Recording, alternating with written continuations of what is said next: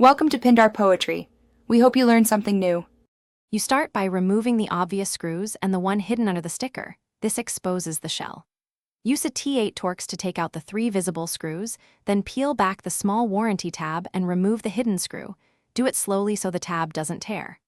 Once done, take out the AA adapter or charging puck. That relieves tension on the back plate. Make sure to keep screws organized, because sizes differ and mixing them up will complicate reassembly. After the back shell is loose, pry gently at the trigger area to avoid popping the face button clips. You want to lift evenly along the seam. A thin spudger helps control pressure. Once the halves separate, locate and carefully flip up the brown ribbon latches, then slide the 2 flex cables out to free the PCB. Next, remove the 4 T6 screws that secure the centerboard and the small vibration motors. Removing those gives you access to paddles and internal modules for maintenance or replacement.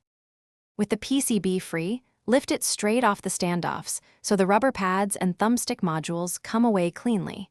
If you're replacing parts, remove paddle clips and record each piece's orientation. Clean button contacts and stick pots with 90% isopropyl and relubricate sparingly when motion is gritty. When things go wrong, double-check ribbon latch orientation and that the hidden screw return to its exact hole. Misplaced screws or an unseated ribbon are the most common Thanks for watching. Consider subscribing if we helped you.